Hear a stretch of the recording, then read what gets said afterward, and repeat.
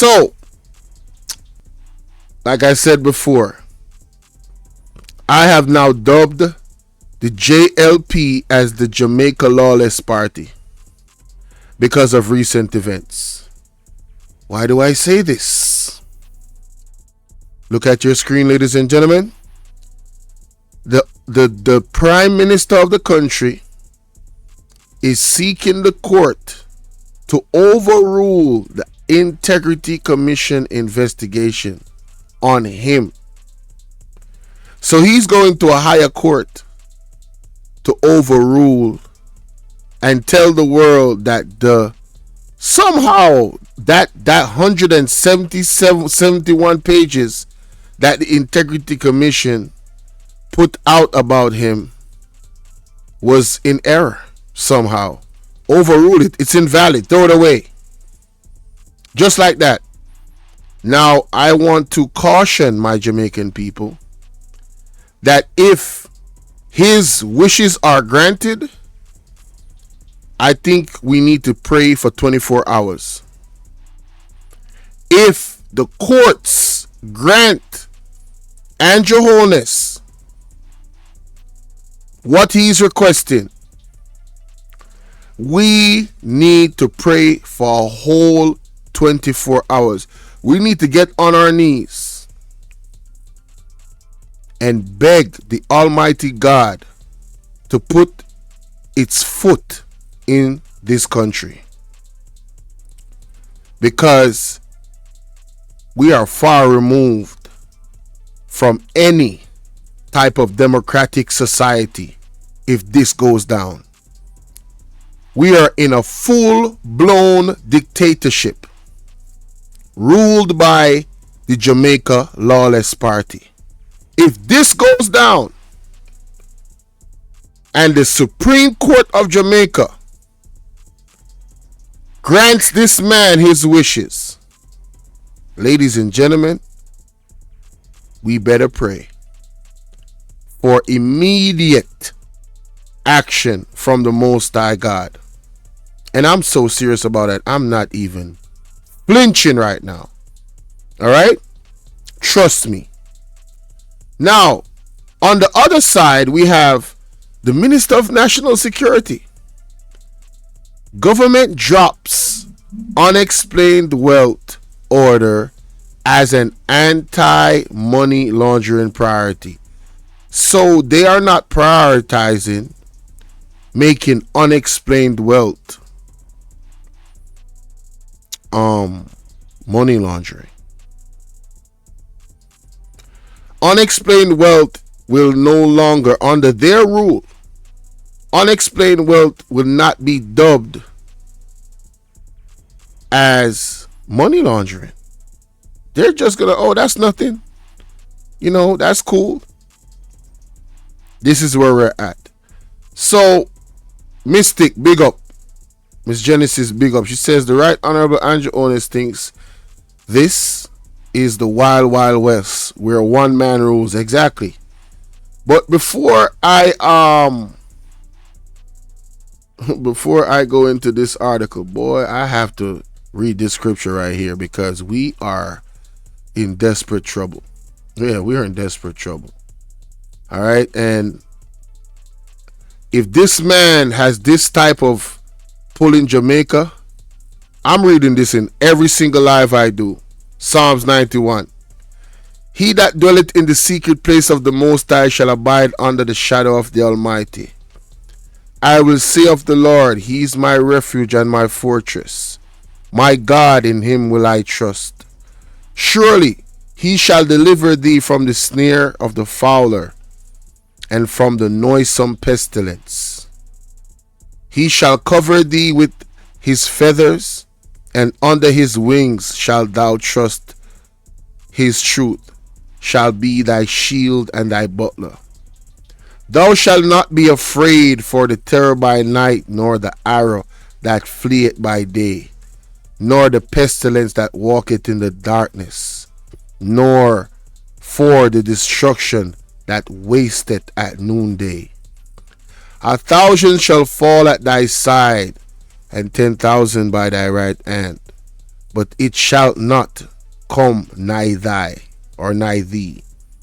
Only with thine eyes shalt thou behold and see the reward of the wicked, because thou hast made the Lord, which is my refuge, even the Most High, thy habitation. There shall no evil befall thee, neither shall any plague come nigh thy dwelling.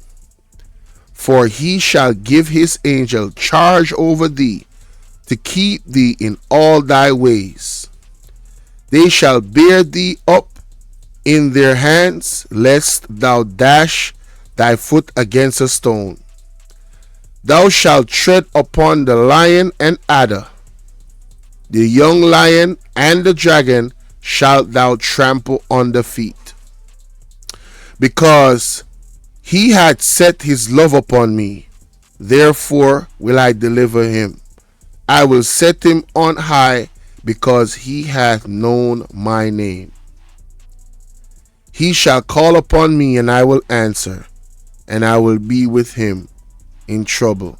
I will deliver him and honor him. With long life will I satisfy him and shew him my salvation. Amen. Now let's get to this article.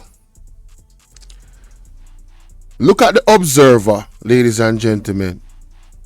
We already know that Mati Samuda's wife is the deputy director of the Observer. The PM fights. They put that alone, for me, is disgusting. What is he fighting? What is he actually fighting? Right? Holness asks the Supreme Court to review IC report. Wants them to struck down. Ladies and gentlemen, your eyes are not deceiving you. This is what the article headline actually is. Hi, Miss Collins, how you doing? Shout out to you, love. Good to see you in the chat. Welcome back. Welcome back. Yes, yes. What up, baby? Shout out to Miss Collins.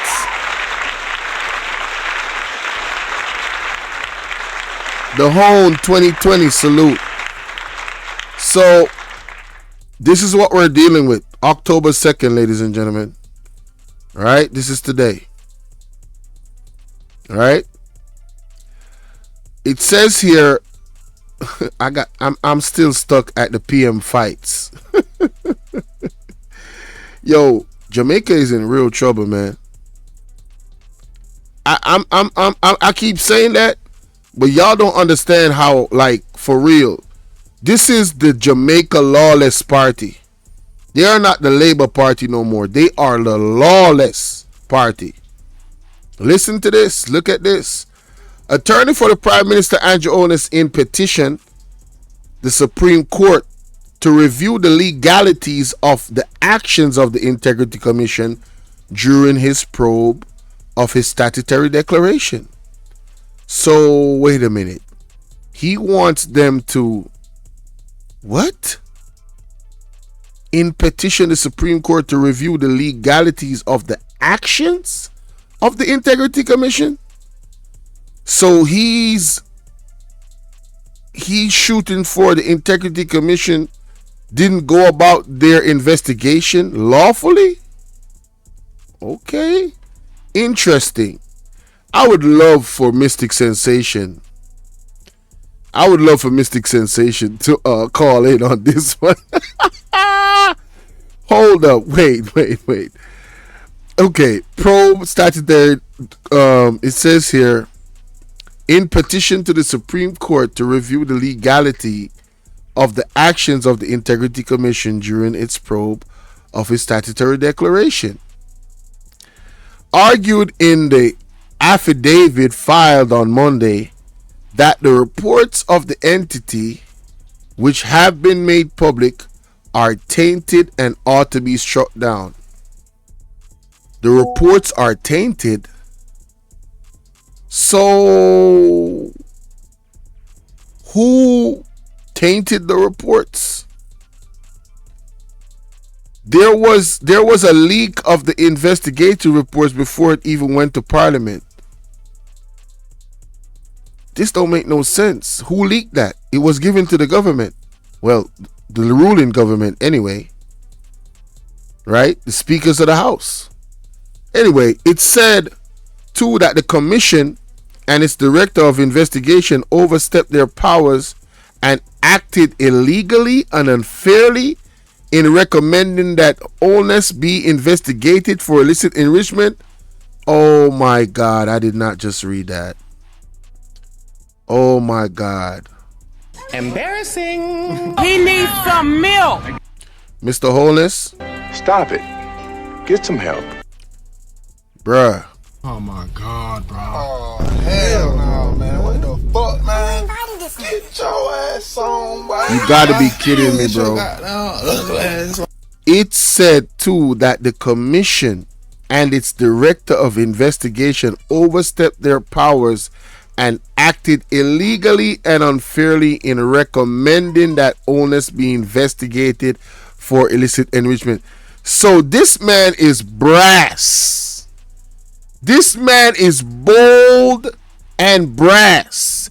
He is arguing that he shouldn't even have been investigated, and he was illegally and unfairly recommended. Oh my God. I have not read this article. This is worse than I thought. This is worse than I thought, ladies and gentlemen. Yo,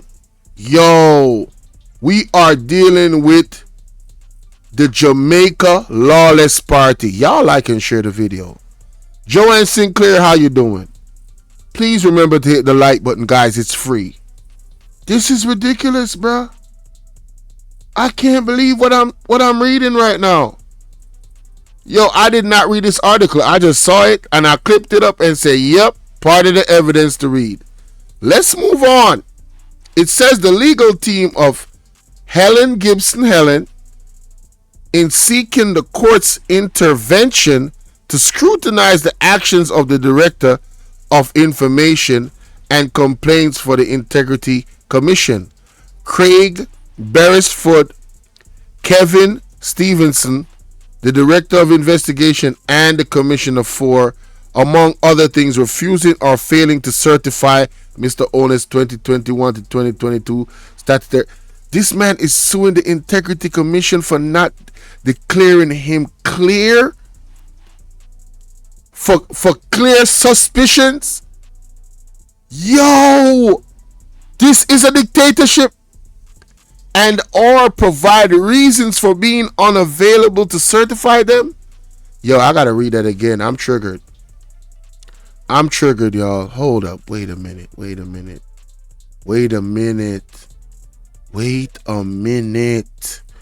This man is not a real person, bro. He said the Director of Investigations and the Commissioner for, among other things, refusing or failing to certify Mr. Lawless. So they're telling us that period. And I'm going to the article. Lord have mercy. Where is it? Let's go to the Integrity Commission's report. Nah, B. Yeah, nah, we ain't gonna do this. Let me find that. You telling me, right? 2021 to 2022. I want y'all to look at this.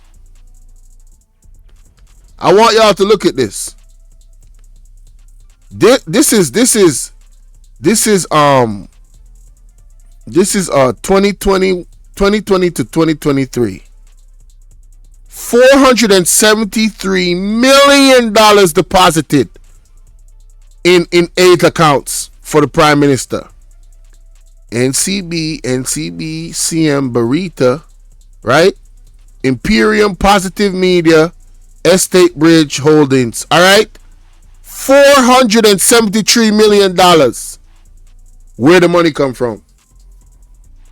This is the problem. He cannot tell us where the money came from.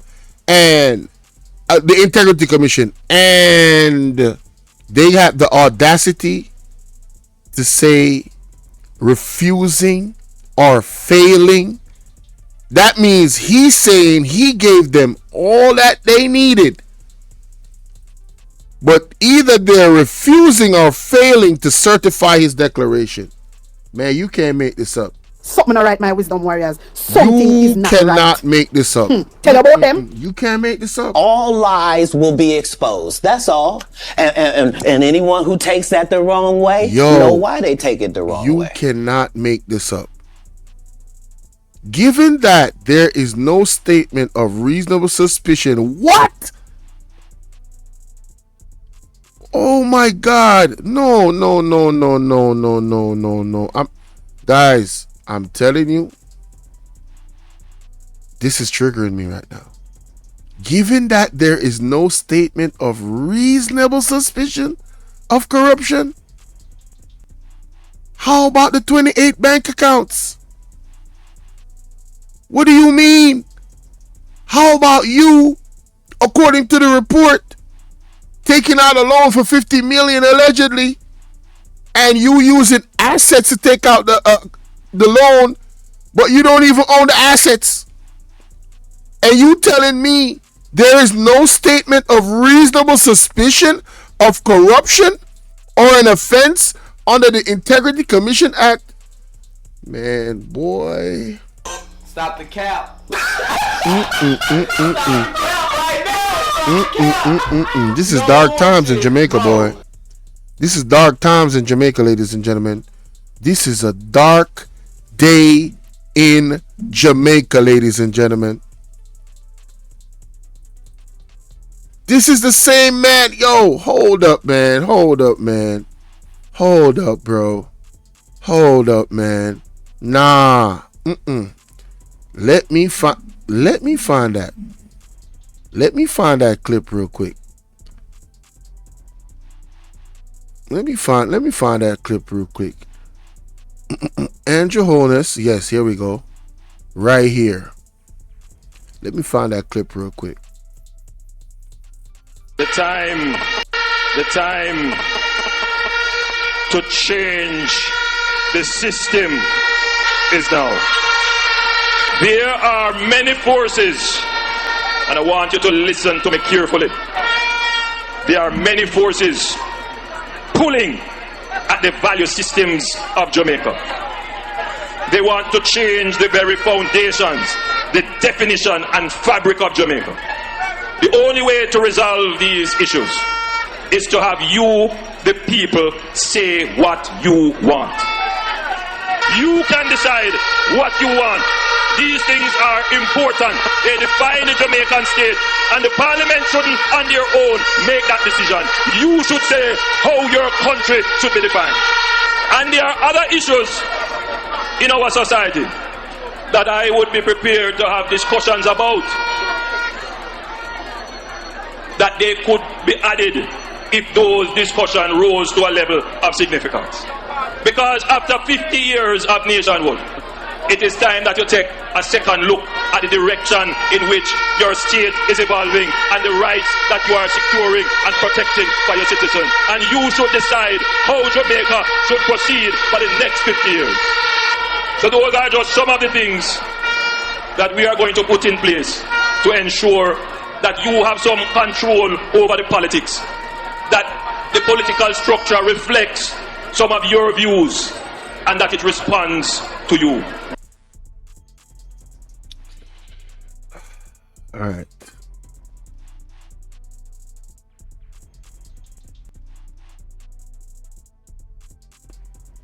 I don't want you to come to me with that foolishness, you know.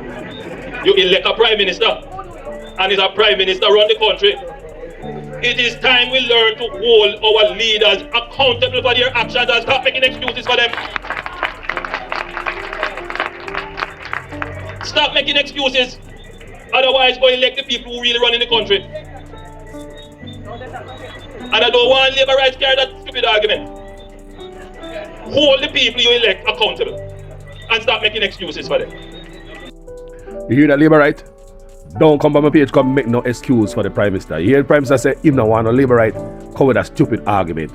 Hold the people you elect accountable.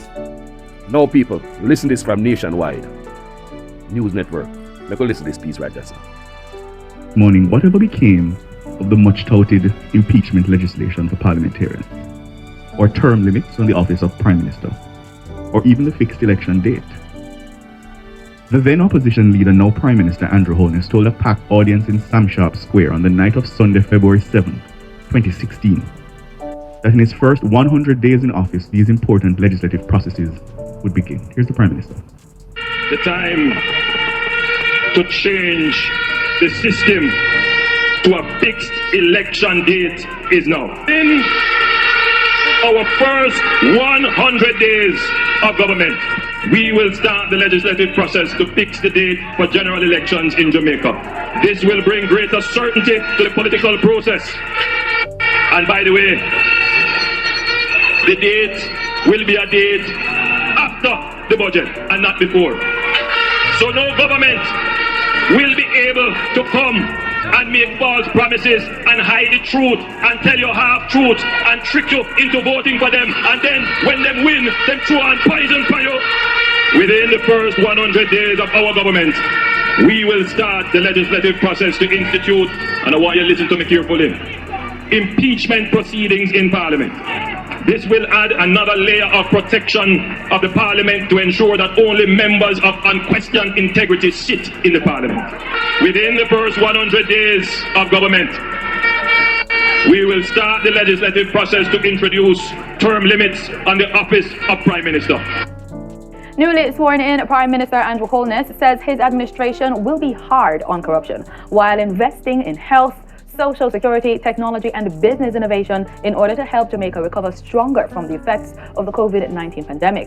Prime Minister Holness shared his vision for the nation following his affirmation as leader of the Jamaican government. We have more in this report.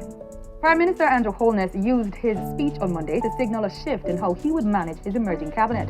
Mr. Holness has reiterated his commitment to leading a government that is hard on corruption and task-oriented.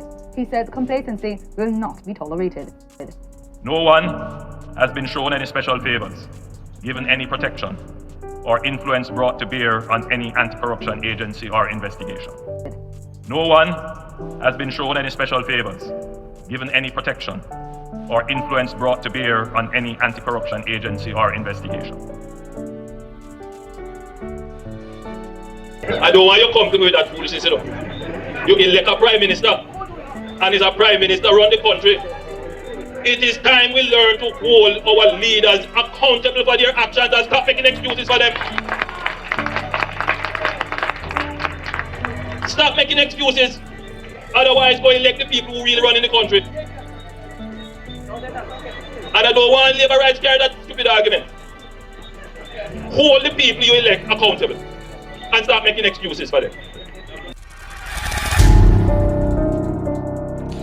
Hey, what's up, Empress 13?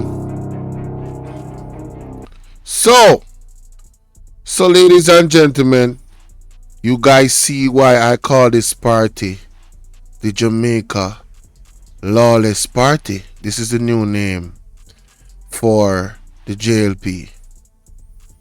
All this is going to do within 100 days, and none of it has been done. As a matter of fact, this big speech about impeachment, they have looked to remove the impeachment. They have proposed to remove impeachment. No accountability, ladies and gentlemen, from this government. This government is the most lawless government I've ever seen in Jamaica.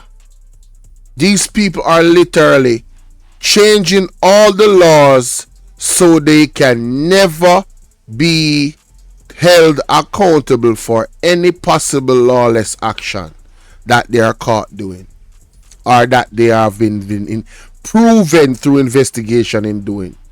Marlon Mallow, who defends the absence of impeachment in the reform proposal. This is about the Constitution of Jamaica, ladies and gentlemen. They are looking to remove impeachment from the Constitution. And now, after being investigated by the Integrity Commission, and recommendations have been put in place to have further investigation and do a deep dive into certain red flags that could be possibly money laundering or tax invasion or worse. Andrew Holness, the Prime Minister of this country, which should have resigned immediately and allowed this investigation, if he has nothing to hide, to ensue. What he has decided to do outside of them playing chess moves to remove impeachment from the... You see how long ago was this? This was in June, ladies and gentlemen. In my opinion, they knew what was coming, and this was a chess move. Removing the impeachment from the institution. No! This same Prime Minister has now been exposed by the Integrity Commission report is now asking the Supreme Court to invalidate the Integrity Commission report. I have never seen anything like this in my entire life. Alright? And we have ministers of government in the JLP that have signed papers to stand beside this man all the way, and they're trying to create a narrative that somehow the PMP is behind the Integrity Commission and they're the reason why the man's statutory declaration has not been declared. Well, ladies and gentlemen, I encourage you to read this very detailed report, and I encourage the Supreme Court to send Andrew Holness in front of a judge to answer to all of this money that is unaccounted for, where it come from, where these millions of dollars come from, when this man couldn't even, listen me, man, you know what I'm gonna look for it, cause right now I don't even understand how me triggered. This man wife stated that they could not even afford a wedding planner at their wedding. Right? Interview with the Observer. See if I find for the Observer or the Glean. Here it is. I found it. Praise be to God, me find it. Alright, here we go. I'll show you how this gets serious. You understand? The value in having been raised by my mother and father, I think it has actually made a difference. So well, because the HR manager called me back afterwards. So I went. Listen to this. He's making sure she collect the fees, and that's just how it was for me. I sat down with someone who was a biscuit contractor at the time. He management right across ministries. I liked the concept. The workmen, they were nice to me. I didn't have too much my constituents, and I'm happy to have the thing that we set our mind to. We're actually emotionally intelligent. To the ball at sixth form, I didn't have a date. All right, here we go. And someone said to me, "What about Andrew? Valerie Wagwan, down the road. Grace Wagwan, not so bad. I couldn't make him go on with thanks me." to the work, my general. And I said to Andrew, Empress 13, McQueena, big up. Me to my sixth form board. Velma, I think big he had up. a friend Garfield who liked me at the time. I don't Big know up if he everybody. knew. Please like the video Yes. and share the video. And at the time, as I tell you, very naive, very sheltered. I was chaperone. My uncle took us to the ball, drive us to the ball, and stayed with us at the ball and took us back home. So I had no opportunity for Andrew to get on with any hanky-panky at all. All right. But that summer was the start of our relationship. Listen to this. After sixth form, we spent the entire summer together. Like every waking moment. Right. We stayed together until we fell asleep. We're very boring people, you know, so we decided we were going to get married in 7 years. There are not many things I found that I was adamant about in the relationship, but some things I was very principled about. So I would never have a child unless I'm married. And I remember saying that we need to be able to buy a home first, need to get married, and then we can think about having children. I remember we got married, 1997. We planned, I don't even know, we sat down, we talked about it. I think we decided to have our wedding in between our birthdays. I'm born on the 16th of July, he's born on the 22nd, and we chose the Sunday in between our birthdays. And we could not afford a lot, so we didn't have a wedding planner, and we could not afford a big hotel. I remember we rented Villa Renai at the time, and we had a regular They could not afford a wedding planner. They could not afford a big hotel. More to the listing of people. chef that you would normally have in your community come and cook up the curry goat and the rice and peas at Villa Renai. Regular chefs from the community. Not no posh chef from hotel. Them never hire a caterer. Listening up. And there we were married. Everybody came, like we invited all the relatives that we knew lived very far away because they would not be able to come to the wedding. They live in the UK, they live in America and Canada, but we didn't want anybody to say that we'd never invite them. So after trying to keep the wedding to 50, and my parents started to tell me who and who not invited, and his parents started to say who and who not invited, we said, all right, here's the strategy. Send all of them invitation because they're not coming. We ended up, instead of having a wedding of 50, with a wedding of 250 people, because everybody turned up from all over and our mouth was just dropping. My father didn't think it funny. I told him that we should have actually run it like a fish fry, where we give them an invitation at a cost, and you pay to come to the wedding. Because, all right, but we enjoyed it. Embarrassing. He needs some milk. These people were so poor to the point where this lady wanted to run her wedding like a fish fry. And nothing is wrong with that. But those humble beginnings, this man has been a politician all his life. And when he got married in 1997, that is the same time he went into politics. Ladies and gentlemen, we are looking at hundreds of millions of US dollars being gone through accounts, and his retort to us, let me find it in Parliament. This was his answer to us after the report. Let's find it. Right?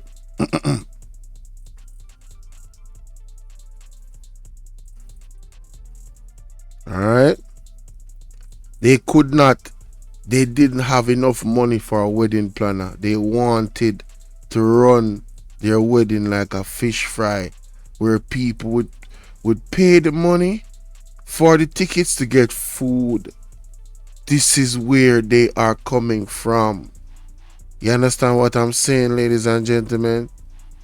This is where you're coming from. Integrity Commission turns spot now. I want to find the original clip when he was in the Parliament and speaking. Want the entire clip. Alright, let me try this one for the sake of time. Here we go. Thank you, Mr. Speaker, for your permission, and thank you, members, for your indulgence. Mr. Speaker, on Thursday, September 5th, 2024, the Integrity Commission submitted an investigation report, ruling, and special report to Parliament concerning an investigation into my statutory declarations for the year 2021. The reports have now been tabled, and I have since had a chance to read the concluding paragraphs of the ruling of the Director of Corruption Prosecution, the 5-page summary, and peruse the recommendations and conclusions. While acknowledging that the report together totals just under 200 pages, the parts that I have read appear to give a sufficient sense of the findings. First, I welcome the fact that the report is finally tabled 2 years since this process began. I also take note of the fact that the Commission tabled both the report and the ruling of the Director of Corruption Prosecution at the same time. The last time this was not done. Based on what is said in the summary, queries were triggered because it is alleged that I had omitted bank accounts from my declarations. And one of these accounts was incorrectly... It is alleged. Tell him I said the integrity commission and lie upon him. Listen to that, you know. Boy, man, I tell you. Queries were triggered because it is alleged that I had omitted bank accounts from my declarations. And one of these accounts was incorrectly reported as a US dollar balance by a financial institution. These matters were cleared as the accounts in question, by my recollection, were dormant, previously reported, and the balance in them were around Jamaican $3,000. By his recollection. So basically, ladies and gentlemen, the Prime Minister is asking us and the legal system to take his word for it. Not only that, he's asking the legal system that his word has more authority than an investigative body like the Integrity Commission. He wants us to believe that he has more integrity than the Integrity Commission. Wow. The gall. This guy, wow. And 200 euros. Subsequently, my declaration were once again referred for further scrutiny for accuracy and completeness. Other accounts were identified and alleged to be belonging to me, but undeclared. Some of these accounts were opened by my parents as far back as 1975, and my name later added, probably while I was still a child. Many Jamaicans add their children to their accounts for survivorship reasons and in the event of emergencies. I have never claimed these as my assets. Now, this was very misleading, ladies and gentlemen, because when you read the report, that was one issue. One issue. That wasn't the main issue in the report. Cecile, respect, salute. Arlene Wagwan, bless up. But let's continue. And I'm satisfied that the Director of Corruption Prosecution ruled that there was insufficient evidence to support claims that I intentionally omitted bank accounts from my declarations, and that there is greater evidence to support my explanation as opposed to evidence to the contrary. I also note that no other matter in the report was referred to the authorized authority, that is, the Director of Corruption Prosecution. The summary of the report outlined that my personal financial affairs from 2018 to 2023 was examined, including associate private third-party businesses and transactions. Over 3,600 transactions were examined, 28 bank accounts, over 80 witness statements collected. This effort to pursue me and my affairs led to the hiring of an international forensic accounting examiner for 6 months. As far as I'm aware, only my 2021 declaration was submitted for investigation. After this most thorough interrogation of my personal affairs, which is not in any way connected to public funds or a benefit resulting from my office, they were unable. Who declared that? Who declared that is not connected to public funds? To conclude regarding illicit enrichment. Nonetheless, they concluded that in one of the 5 years they examined, 2022, there was unexplained growth in my net worth of 1.9 million Jamaican dollars, or less than 1% of my total net assets. I reject this finding based on materiality and significance. And while I have not had a chance to fully review the specifics of their calculations, just a cursory review of their formula, I have seen an error in figures they have used in their calculations. And therefore, I challenge this finding on incorrect use of data. I reject the finding that I acquired an asset for which the source of funds is not adequately explained. The Commission, in its own report, pointed out that this whole episode started with an incorrect statement from a bank. It started with an incorrect statement from a bank. A bank gave a balance verification that I had funds in US dollars, which was incorrect. No, the bank was the asset in question. No, the bank is at fault, you know, guys. It's everybody else but Andrew Wallace, you know.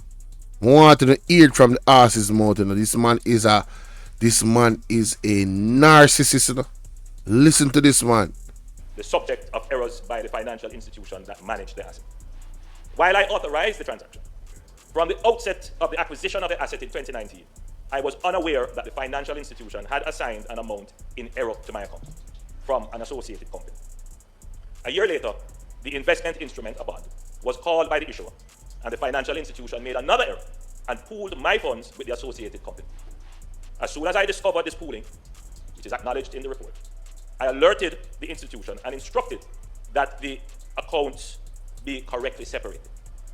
However, the initial incorrect assignment was not corrected at that time.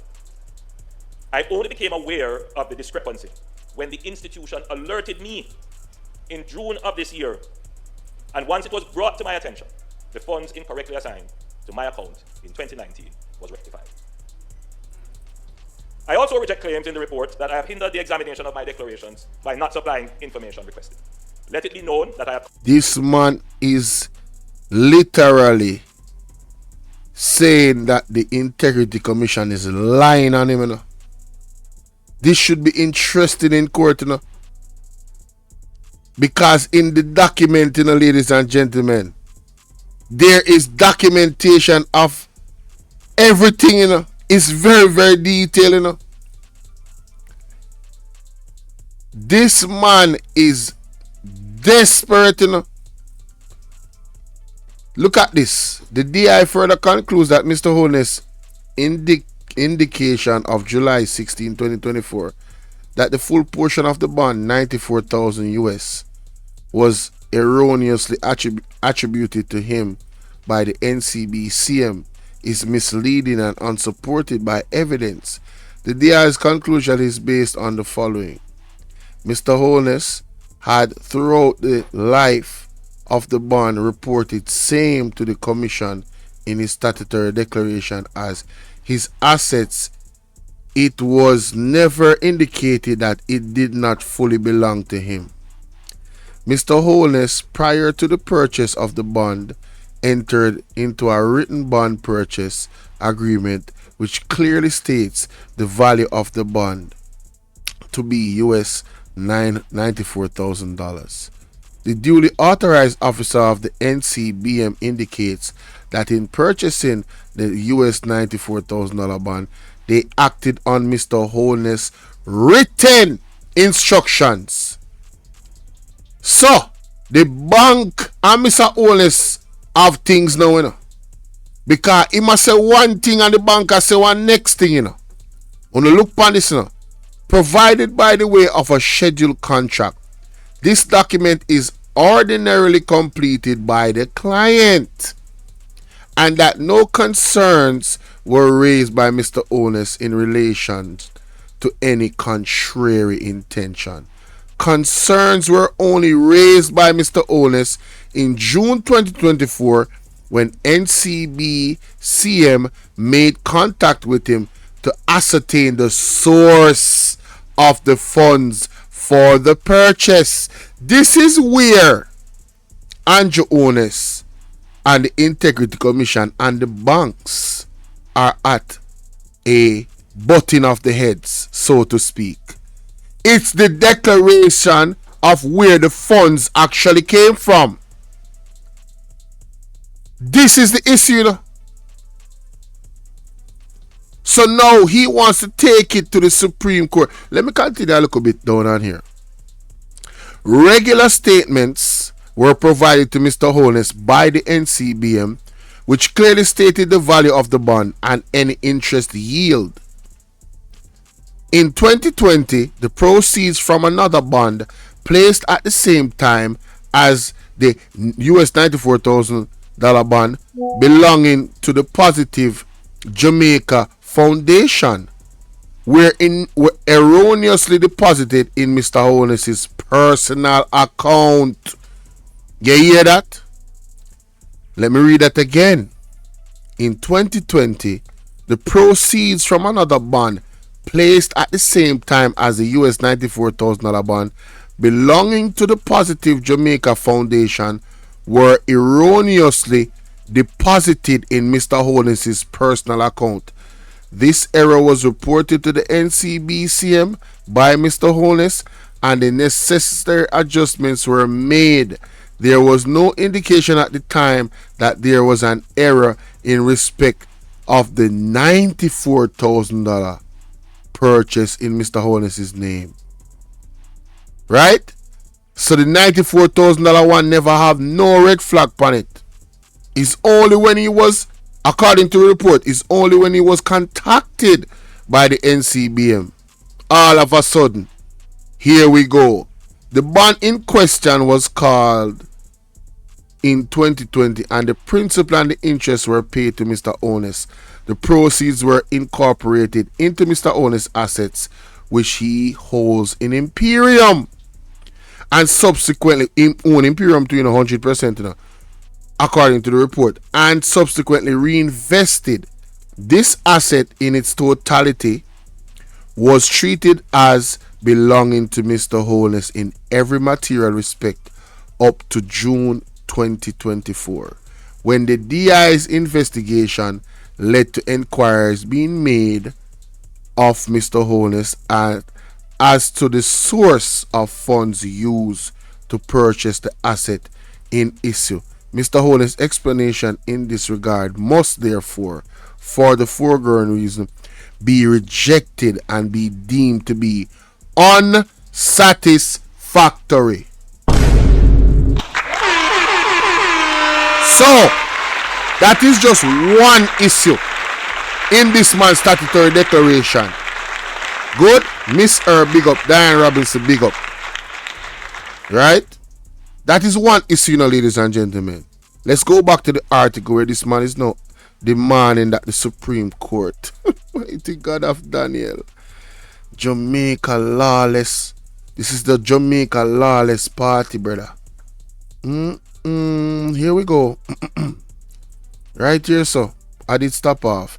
They have also sought the court's opinion on the decision by Stevenson and the commission to refer Holness's private companies to the tax administration and the Financial Investigation Division.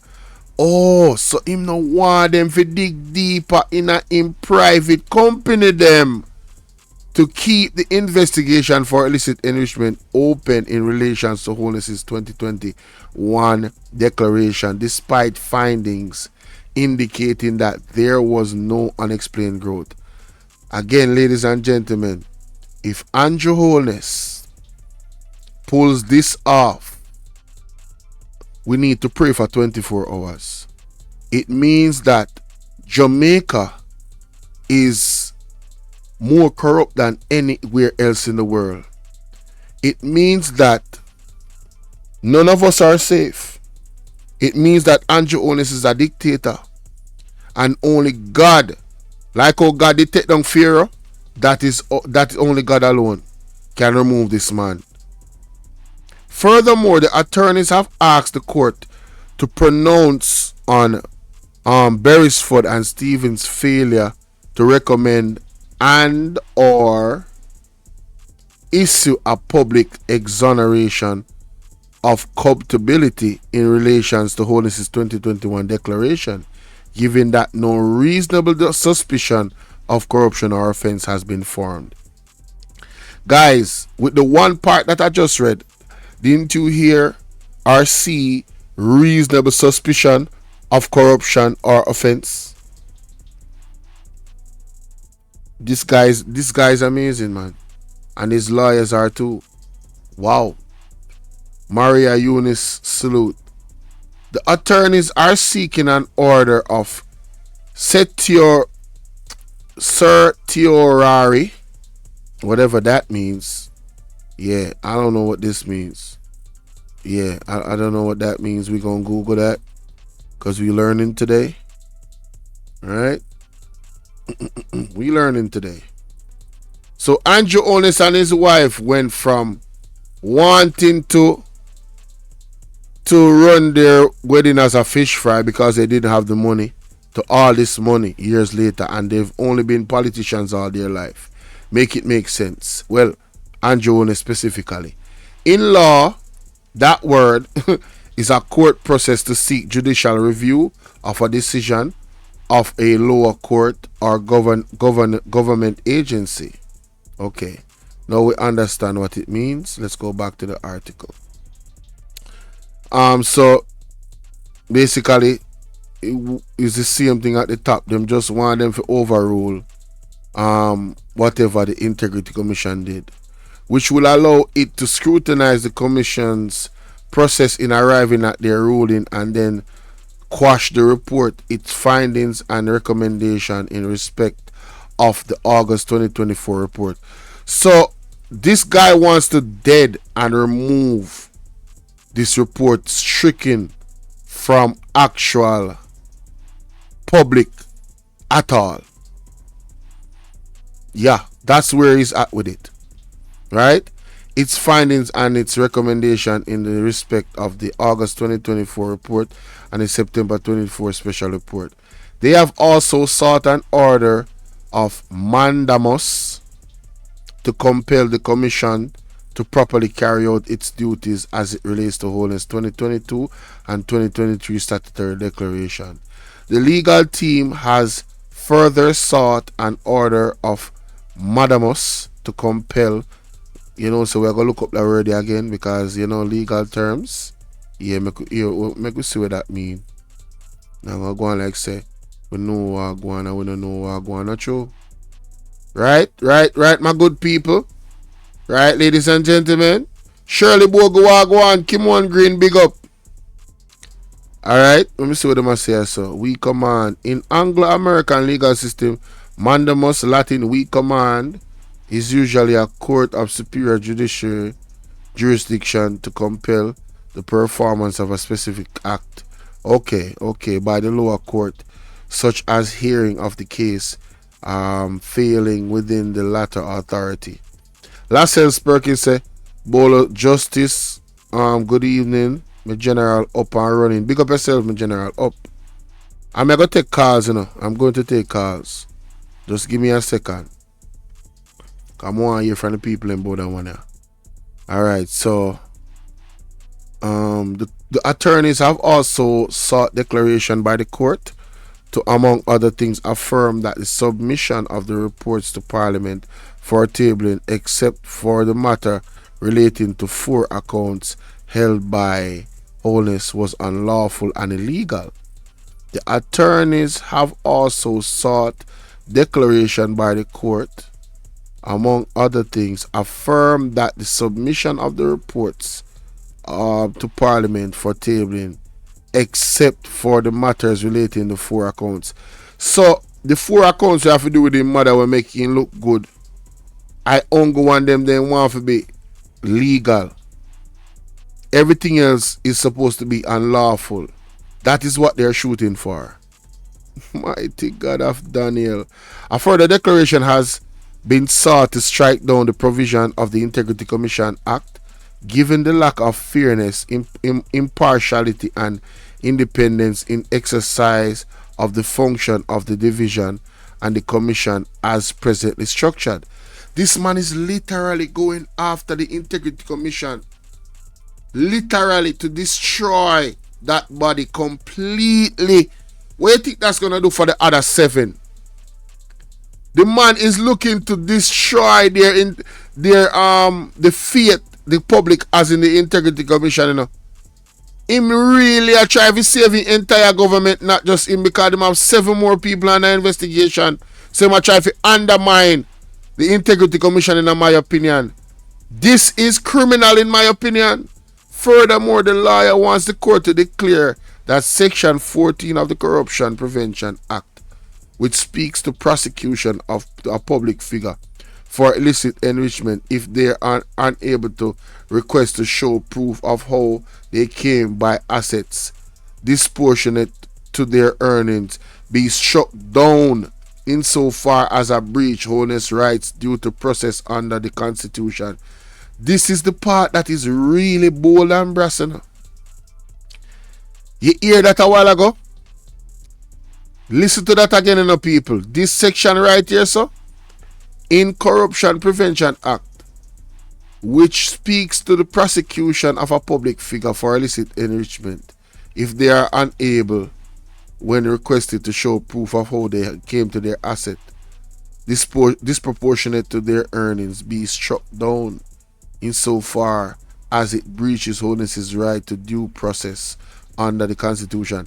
So they want to strike down the Constitution where it says a public figure which it speaks to the prosecution of a public figure. They're arguing that it breaches Mr. Holness's right to due process under Constitution.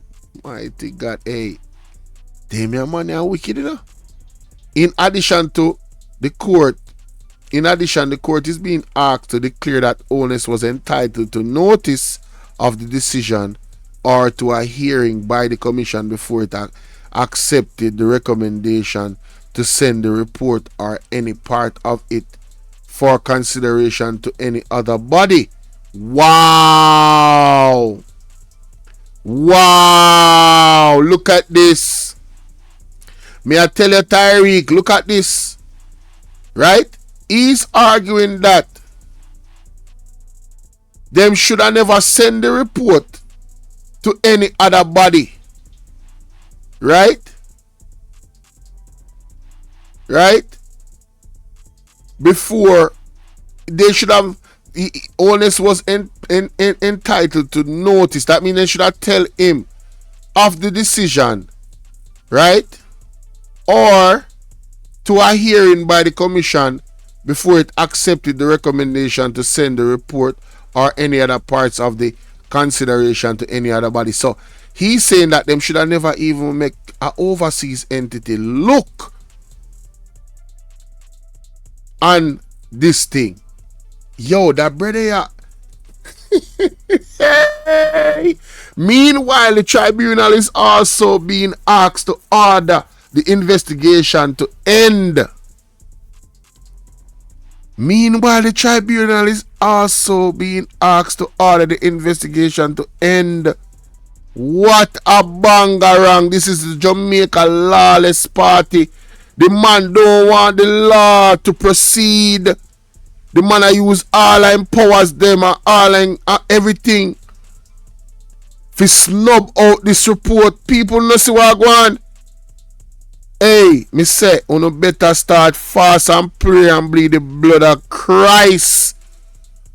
Pan this man and the lawyer them and the justice system. To make sure say them no get buyout allegedly. Because I don't trust nothing about this government. The Prime Minister has also sought damages for breach of privacy. Mighty God of Daniel, breach of privacy. Are you a public figure? Breach of which privacy? Negligent investigation, aggravated damages, vindictory damages, damages caused and further or other relief that the court finds necessary. You know, say one thing me glad say. So Mark Golden is a liar. I am so glad Mark Golden is a liar. The Prime Minister in affidavit has also disputed claims by the report that he misappropriated funds from his company Positive Jamaica Foundation. He can't always say that. Holness, who said the foundation is not actively engaged in business, is used by him to make grants or donations or to assist persons from time to time who appeal to him for help. He said, while the company is used for charitable purposes, it is not a charity. It is not registered as such. When I hear this, I hear this in the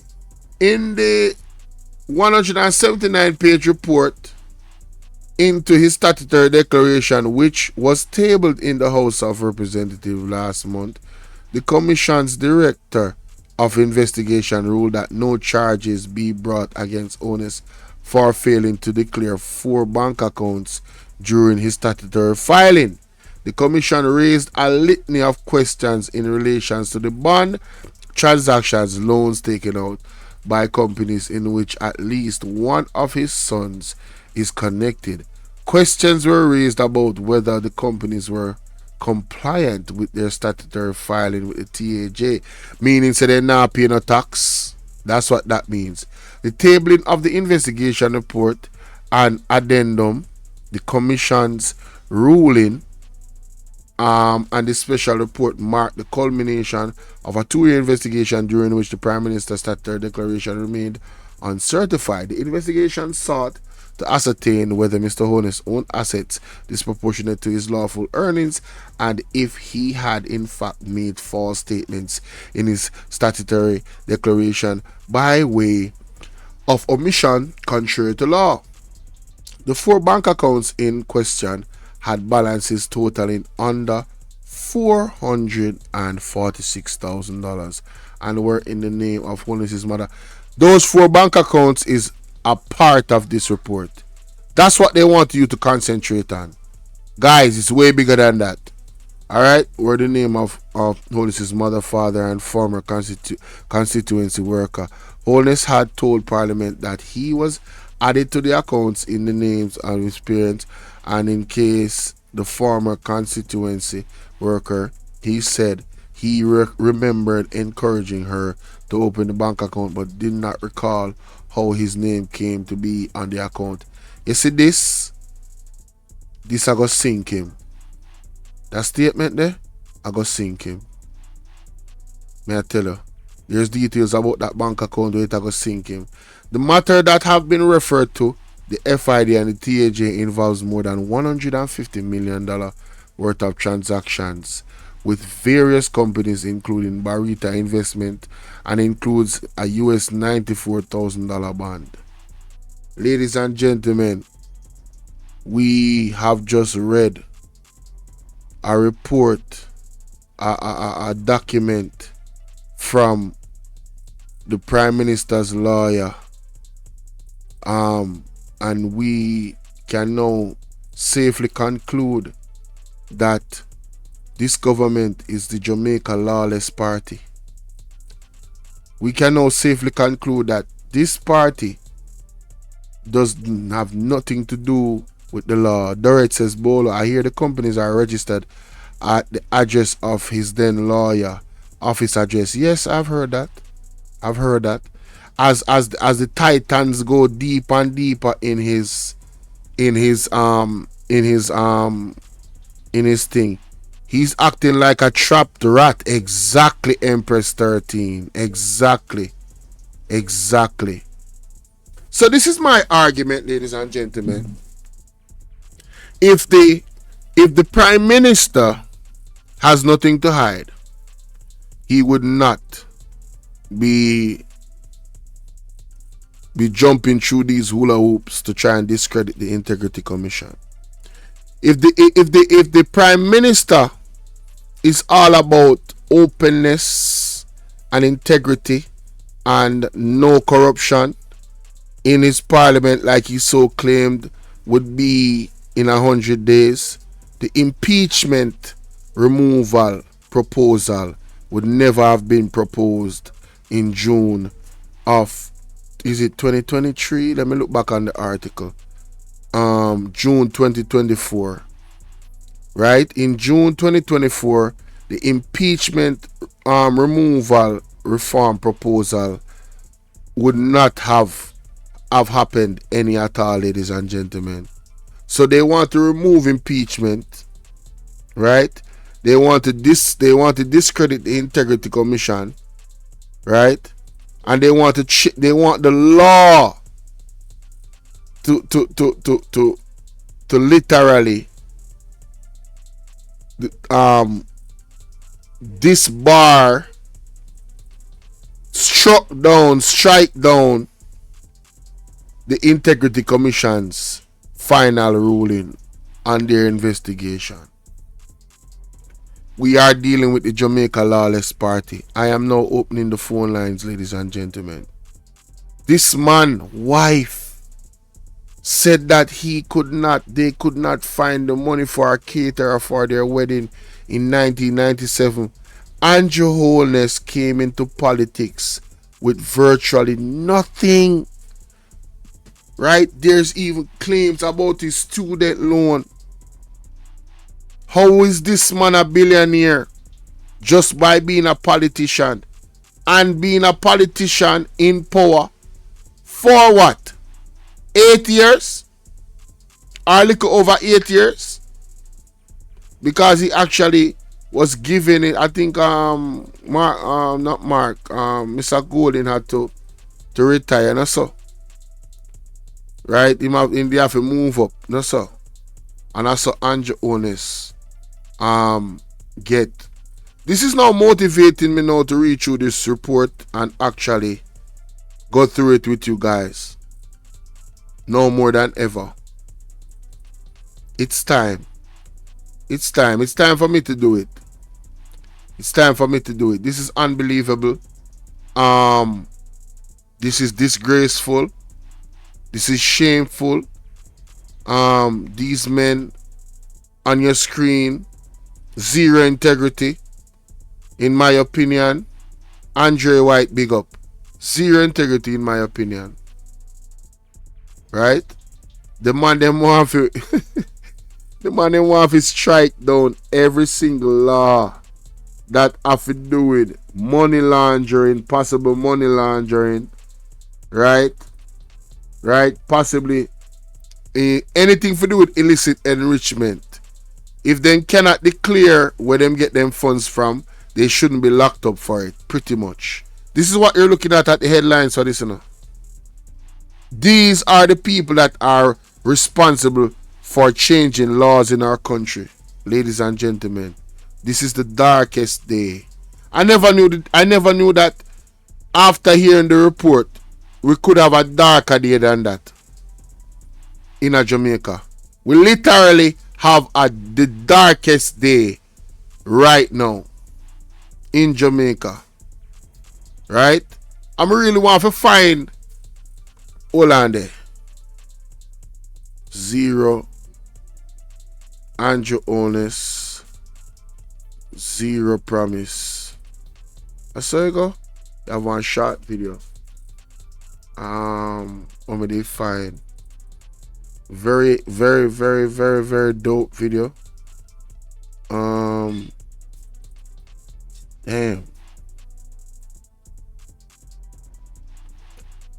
Video is a small video, man.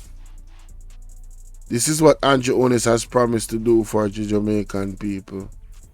Alright, let me hear. You're watching the 4E challenge, which is all about empowerment now and for service to provide services. To see our elderly and persons who are on our various social safety net programs lining up, sometimes in lines that are winding through the gate in hot sun, uncomfortable, trying to access government services. And many of these services could be delivered digitally. Of course, we face two problems. One is the conversion of the services by the use of technology. But I think the bigger problem is for the consumer, the citizen, the user, to overcome their suspicion, their fear, and their initial reluctance and balking at the prospect of using technology. But if we as a country determine that this is the way we're going, not to exclude... Another audio I look for. VMAX say he isn't making it very hard to connect the dots. Thank you. Thank you. But this guy is so barefaced that him not care about that. We are witnessing dictatorship right in front of our eyes, ladies and gentlemen. Right in front of our eyes, we are witnessing dictatorship. Right in front of our very eyes.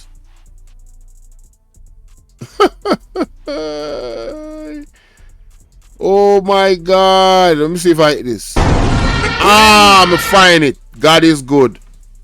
God is good. I found. Got him. Got him, ladies and gentlemen. Got him. Let me share my screen. Got him. Let us look at this. This is the individual that we're dealing with. We have to understand this in full context, ladies and gentlemen. This is who we're dealing with. Listen to this. Within our first 100 days of government, we will start the legislative process to fix the date for general elections in Jamaica. So no government will be able to come and make false promises and hide the truth and tell you half-truths and trick you into voting for them. That is exactly what the JLP is doing right now. He has not put a fixed election date, And they're using the same exact thing that he says right here on the Jamaican people. Listen to this again. Our first 100 days of government, we will start the legislative process to fix the date for general elections in Jamaica. So no government will be able to come and make false promises and hide the truth and tell you half-truths and trick you into voting for them. And then when they win, they throw on poison for you. 100 days. The fixed election date. Still await for the promise to fulfill. One broken promise after another. Laughable, as we say. None of your promise to fulfill that, bossy. So there are we. Not even one. Within the first 100 days of our government, we will start the legislative process to institute impeachment proceedings in Parliament. The man went from that to this. Taking out impeachment from the Constitution. I want to make that sink in. Listen to this again. You know? Listen to this again. Oh, there are we. Within the first 100 days of our government, we will start the legislative process to institute impeachment proceedings in Parliament. This will add another layer of protection of the Parliament to ensure that only members of unquestioned integrity sit in the Parliament. So, ladies and gentlemen, we have a leader that is in the Parliament with questioned integrity. We have a leader that promised to put the impeachment and straighten it in the Constitution in the first 100 days. But after many thousands of days in power, ladies and gentlemen, they're looking to take out that said impeachment from the Constitution. I want that to really, really sink in. I want it to soak into your cranium and your bones. When I tell you that this government is the Jamaica Lawless Party, I am not being funny, ladies and gentlemen. I am being very, very serious. Let's continue. Let's continue. Ministers under the new Jamaica Labour Party government will be given a job letter. That job letter has a timeline of 2 years and 6 months with key performance targets which are agreed upon by the cabinet. Focus on two things: economic growth and job creation. Andrew, you need to do what you said from 2016. You say you're going to put it on paper. So anything you put on paper, the MP have to work with it. So you need to do it now. I feel like say when you do that, the MP will do them work and we will see work done in the community. Within the first 100 days of government, we will start the legislative process to introduce term limits on the office of Prime Minister. Andrew. Term limits on the office of Prime Minister? That has not happened. I wonder why. Dictatorship. Unless John him breaking promise and nothing him say I'm gonna do for the next 100 days and now him not do nothing. Him not keep no promise and him say the promise keeper. Not even one promise. John style. At a convenient time within our new government, we will hold a grand referendum on the CCJ, the Caribbean Court of Justice, as the final appellate court. You make so much promise. So, hey,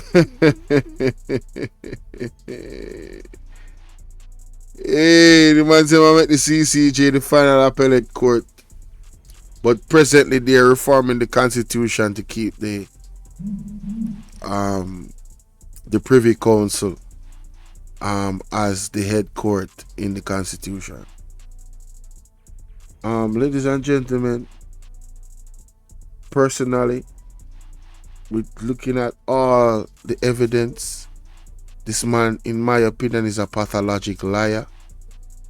He's a narcissist, and he's potentially one of the most dangerous men in Jamaica, as far as I'm concerned. Yes, the Prime Minister of the country, I wouldn't trust him.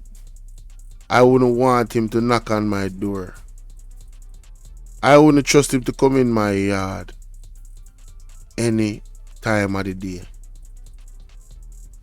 You understand? because this man allegedly, it seems to be operating with impunity. There's no checks and balances whatsoever. He says anything and does whatever opposite to what he says he's going to do. Zero accountability. And he has followers, cult followers, that will be in the comment section waving and just glazing on this man. Glazing on this man like a b-boy with his every word and not thinking about what the man is saying, instead of just hearing what he's saying and going, yay! Rosalie, big up. This is ridiculous. Appellate court. You make so much promise for us. Look how long you're in there. Nothing done.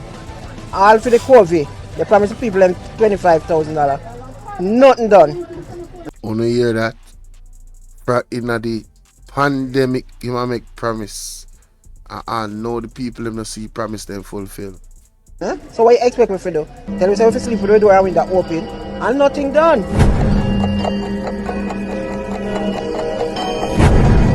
Five key promises made, over 2,000 days have passed and zero promise fulfilled. This is the reality of who we're dealing with. This is the man. This is the man, ladies and gentlemen.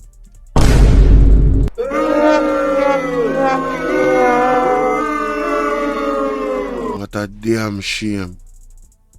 But we're gonna go through this report. Man, I'm gonna rest my body up. I'm gonna refresh myself to the hour. Wednesday, Thursday, I might do a 2-part series on the report. One in the early morning and one in the evening. Because Jano, this have to stop. The lies have to stop.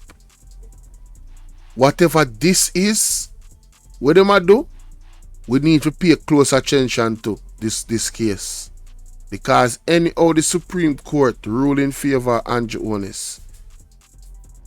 Jamaican people, me not even say nothing. You must know if you not go sit down or you not go act. You must know. You must know. This is despicable.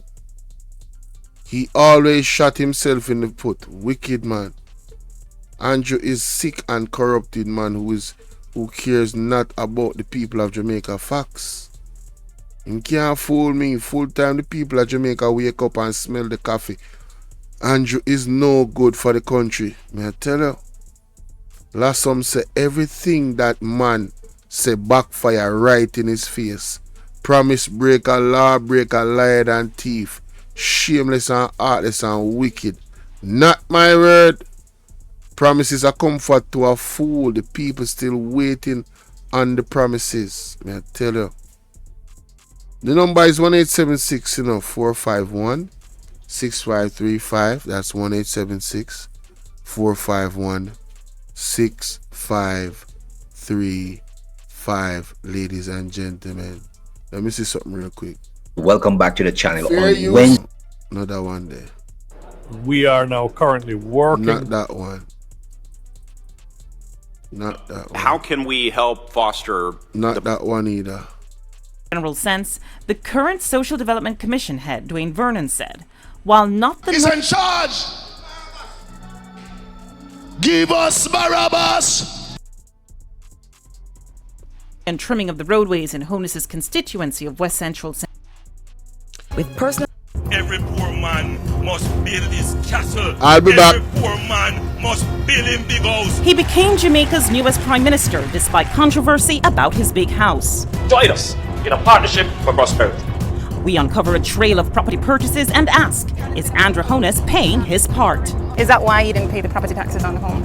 What the Prime Minister didn't want you to know before the election. And later, Honus sounds the warning on corruption to his new cabinet. Corruption will not be tolerated in this government. But does his own record raise questions when it comes to awarding public contracts? When each side is in government, there are uncomfortable levels of awarding of contracts to persons who are either political supporters, campaign financiers, or other connected parties. We reveal how Honus signed off on taxpayer money for a contract to his associates on this episode of 18 Degrees North.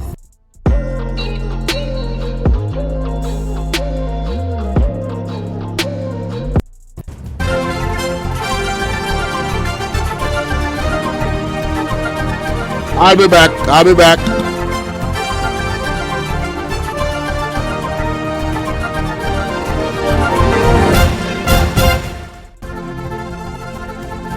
18 Degrees North is brought to you by... If you're like me, Or me, you bank with FGB. My students are learning to find the right formula. That's what my bank already gives me, with Saturday banking, late opening hours, and an extra special credit card rewards program that fits in with my needs. If you're like me, you want a bank that has the perfect formula for you.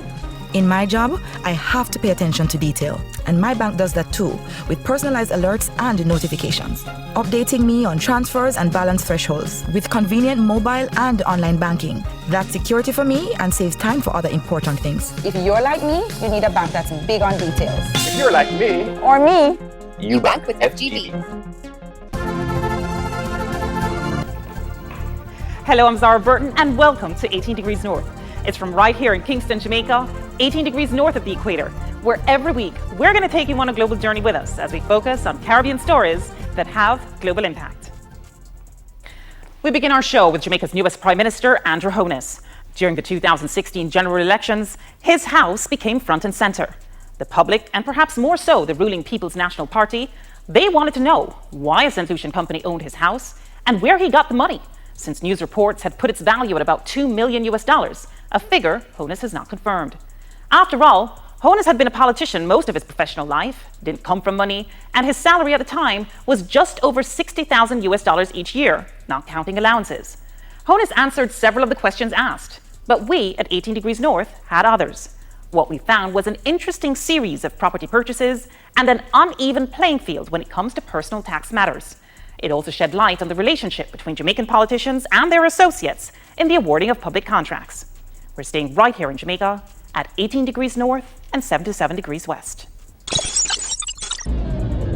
The Labour Party believe that every poor man must build his castle. Every poor man must build him big house. And we not grudge of it. We are going to help you to achieve that. That is why we say education for free, health for free, and we must make the place secure so you can live and enjoy yourself. This is the house, built on 3/4 of an acre, complete with stone-cut wall in the exclusive Beverly Hills neighborhood just outside Kingston. It's a huge upgrade from where Jamaica's newest Prime Minister and then opposition leader Andrew Honus says he was born. I was born in a 2-bedroom board house at 56 Cumberland Road in a Spanish town. My father is still a farmer and my mother is a retired civil servant. Property records show the Beverly Hills land was purchased by St. Lucian-based company ADMAT Incorporated for $300,000 in 2011, 3 months before Honus became Prime Minister of Jamaica for the first time, and when he was Minister of Education. There's no mortgage listed. In a statement, Honus says he's a sole director of ADMAT and a shareholder, along with his 2 sons, Adam and Matthew. Honus says he got the money from funds in his accounts at 2 of Jamaica's investment banks and used his savings, salary, loans and credit from suppliers established through his wife, who is a real estate developer, to build the house, costing him approximately $52 million, or around $525,000. He says a St. Lucian structure was used for estate planning. His attorney, Patrick Bailey, says there's that and the additional potential benefit of avoiding transfer taxes. If the house at Beverly Hills is the only asset and he was selling it, he would simply sell the company, sell the shares. The company would have its shareholding transferred from him and his children to the new purchasers, whereas the title would remain unchanged because the new purchaser will be the owners of ADMAT and be the owners of the property. So in that case, there's no transfer from one entity to another. So you save on transfer tax and stamp duties and those sorts of things. Civil society activist Carol Narcisse says the leader of the country shouldn't be trying to avoid taxes. Especially if you're a prime minister and you're telling your citizens that they need to conform to the regulatory environment that you have designed, that you do not think you can adhere to. because it is inimical to your interest to adhere to it, or inimical to the interest of your children's future to adhere to it, then there is a major, there's a major inconsistency there that you need to explain. Join us in a partnership for prosperity. Let's change Jamaica for the better. Choose prosperity. Does he own other entities in there, in ADMAT? In ADMAT? Yeah. I think he has at least one other property in ADMAT. And where is that? That is in somewhere in the Arcadia area. Right. And that's considered land or also? Thomas an apartment. Actually, he's now in the process of selling that unit. He owes suppliers, because suppliers gave him credit for the house he's building in Beverly Hills. And the source of funds for that was what? That one, I can't recall all of those details, but I seem to remember that he has always used the house that he lives in and get loans and that sort of thing. We checked the title for the property, where Bailey says both Honus and his wife lived at the time of our interview, and found no additional loans or mortgages other than those originally taken out in 2002, when they bought the house for 7 million Jamaican dollars, around $144,000 back then. So you were satisfied then with the source of the funds in both cases? Oh, absolutely. He saved in US stocks and amongst his portfolio. So he was saving, because these are savings. Is that savings from him alone or him and his wife? I don't know that level of personal detail. that would be. I don't know that level. Of what you know, is there any evidence? I know of nothing. I know of nothing else that he owns in relation to ADMAT. Okay. He currently owns rather. We checked the title for the Acadia property and found that it was indeed purchased by the same St. Lucian company ADMAT Incorporated in 2008, again when Honus was Minister of Education. The price tag, 16 million Jamaican dollars, around 219,000 US back then, and again, no mortgage was listed. Further, we also checked whether ADMAT owned additional properties and found one more.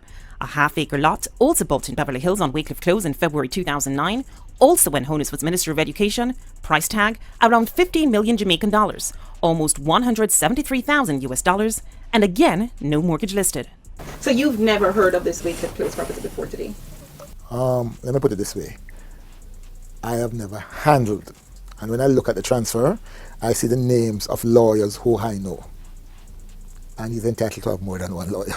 We all have to eat. So all told, when it comes to properties, there's the Great House Boulevard home that Honus and his wife bought with a mortgage while Honus was a mere member of Parliament, and in the 4 years he was Minister of Education, earning the equivalent of around 60,000 US dollars per year, or 90,000 with allowances. There was the Arcadia apartment, no mortgage listed. The land at Wycliffe Close in Beverly Hills, no mortgage listed. The land for the Shenstone Beverly Hills house he's building, no mortgage listed, and around 525,000 US dollars spent building the house in the 3 years after Honus's Jamaica Labour Party lost the election in 2011. Honus, through a member of his team, said he wouldn't comment on the source of funds for any of his properties before the election, but even after, he didn't. He also said he would make his financial statement public at the end of March 2016, but he didn't. Despite several calls to Juliette Honus, a property developer, chartered accountant, and newly elected member of Parliament, she didn't get back to us.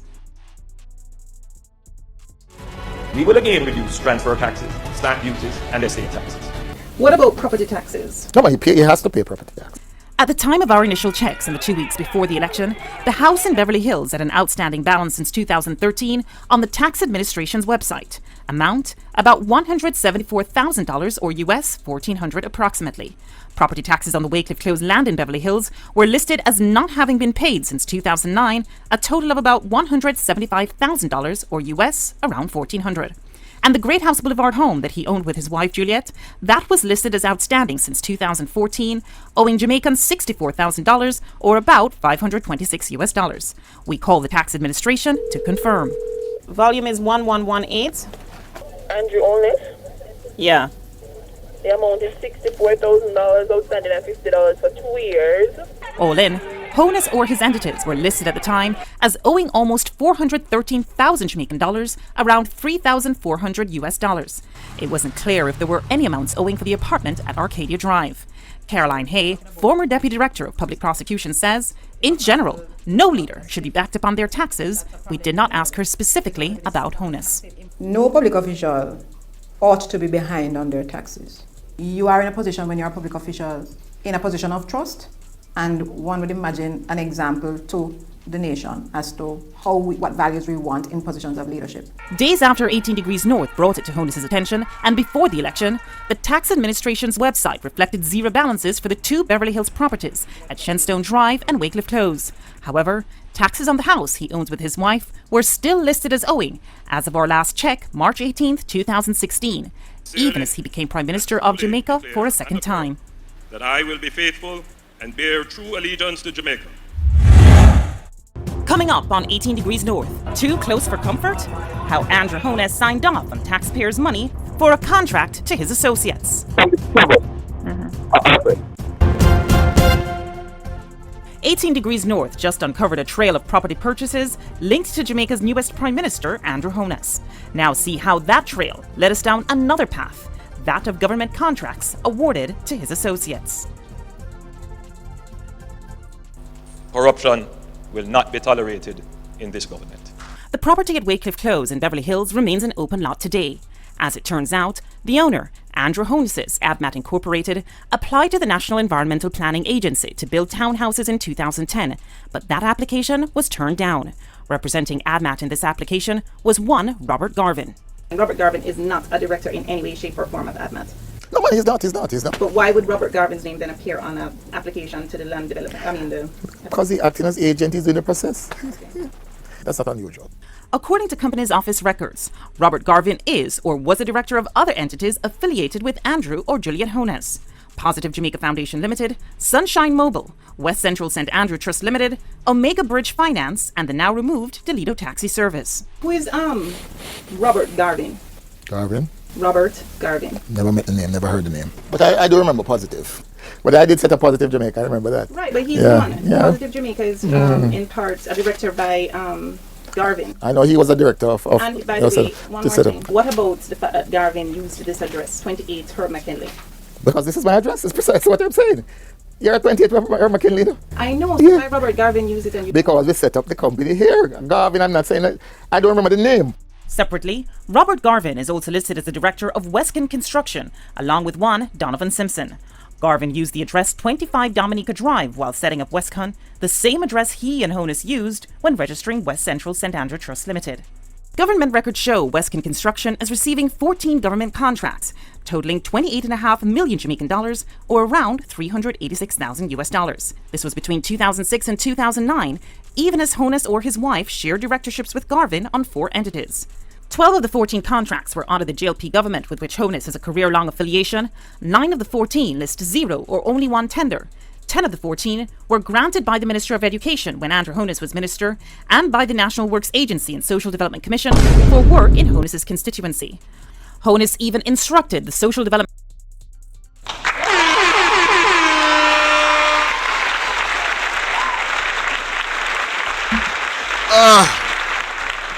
shout out to them, you know what I'm saying, for holding it down. Yeah, guys, you see, there's something called copyright infringement. People that own their video, you notice when you see like Talk Your Mind TV and after I press to them video, them have an overlay over the video most of the time because they want to avoid copyright infringement. So when you see me put up the picture, yes, that is the reason why, ladies and gentlemen. Just listen to what is being said. Alright? Especially because we know some stepping away and I'm not going to get to stop the video from time to time. That is why. But let me go back a little bit, because this man a while ago just act like say him never know somebody. I remember, say this lawyer right here has been disbarred. Alright? Just this was years ago, you know. Just remember that. Yeah, man, them will strike your page, man. They strike them are not normal. And if them come at your page one time, you can lose your channel. Right? So you have to operate within the laws and the parameters them of YouTube. So it, you know, a lot of ignorant people, and I don't say that disrespectfully, you don't know that means you're ignorant. A lot of ignorant people make statements in my comment section saying, why you stop the video so much? Method to the madness, ladies and gentlemen. Method to the madness. But let's continue because him act like him don't know somebody when him know them right here. So look upon this. But that application was turned down. Representing ADMAT in this application was one Robert Garvin. Robert Garvin is not a director in any way, shape, or form of ADMAT. No, man, he's not. But why would Robert Garvin's name then appear on an application to the land development? Because he's acting as agent, he's doing the process. That's not unusual. According to Companies Office records, Robert Garvin is or was a director of other entities affiliated with Andrew or Juliet Honus. Positive Jamaica Foundation Limited, Sunshine Mobile, West Central St. Andrew Trust Limited, Omega Bridge Finance, and the now removed Delido Taxi Service. Who is Robert Garvin? Robert Garvin. Never met the name, never heard the name. But I do remember Positive. But I did set a Positive Jamaica, I remember that. Right, but he's one. Yeah. Positive Jamaica is in part a director by Garvin. I know he was a director of You notice his body language? He's getting very uncomfortable. You can see it all over his face. That name made him very uncomfortable. Wait, one more thing. What about the fact that Garvin used this address, 28 Herb McKinley? Because this is my address. It's precisely what I'm saying. You're at 28 Herb McKinley. I know. So why Robert Garvin used it? Because we set up the company here. Garvin, I'm not saying that. So all you're saying I know him. And I too want to set up a company in your office. Oh, you have set up the company, but you don't know him. And in your office, you set up a company. Want to see why this man was disbarred? I don't remember the name. Separately, Robert Garvin is also listed as the director of Westcon Construction, along with one Donovan Simpson. Garvin used the address 25 Dominica Drive while setting up Westcon, the same address he and Honus used when registering West Central St. Andrew Trust Limited. Government records show Westcon Construction as receiving 14 government contracts, totaling $28.5 million Jamaican dollars, or around $386,000 US dollars. This was between 2006 and 2009, even as Honus or his wife shared directorships with Garvin on 4 entities. So you see, this is why Mystic Sensation said them need to carry the Integrity Commission need to carry back them investigation even further than where them have it. Because, brethren, this man thing suspect for a very, very long time. Ladies and gentlemen, for the listening audience, I know some people are new. Do you know that the Prime Minister sued 18 Degrees North? He wanted this video you're watching right now to be taken down off the internet, much like how he want the Supreme Court to remove the Integrity Commission report and strike it down as null and void, to remove it from being credible by law. You understand? There's a pattern with this guy. If you are clean, and I will ask the question again to all well-thinking Jamaicans, if you not have nothing to hide, would you go through these hula hoops just to stop the investigation to continue? Would you go through these hula hoops? Wouldn't you cooperate with the Integrity Commission to make sure that the process goes as smooth as possible and as fast as possible? Wouldn't you do that? Yes, them swore, but you win. That's why this video is still up. Right? They must check out that 94,000 US. Looks like the 99,000 US that Kamina got and did not report. Soratigan sued her. What you say? Why would you bangarang me miss? Cause I never did in the ins and outs of this political thing. Veronica, what's going on? Salute to you. Chushu Wando him galang and him, I know she's nothing but, he's nothing but a bully. That's a fact. Nothing but a bully. That's what we're dealing with. 2009. So we have noticed a pattern. If me know something innocent, hey, watch you know. Yeah man, what you need? You need this, you need that. All right, sit there. What else you need? You need something else? Sit there. May I go give you? Right? But now this man want to move the impeachment clause from out of the reform in my Marlin Malaho. Right? And all of these things. I know they want to strike down the Integrity Commission report. Wow. And it's 7 more thieves, them not able yet. Eh? No, sir. The 7 more alleged thieves, them. We need the Integrity Commission to be in play. And ladies and gentlemen, you have to ask yourself, right? And I think it's a rhetorical question. Why is the Prime Minister of Jamaica so active to tear down the Integrity Commission? When him know say 7 more person or 8 more person in Parliament is under investigation. Do you guys believe that if this was Mark Golding in the position that the Prime Minister is in, do you believe that he would be assisting Mark Golding in tearing down the Integrity Commission? And they keep talking about politics in Parliament. You understand the political game, brother. If I am a politician, I smell blood in the water like a shark. Veronica say, what is in the dark must come to light. I'm telling you, it's coming. It's coming. Even His Honest or his wife shared directorships with Garvin on 4 entities.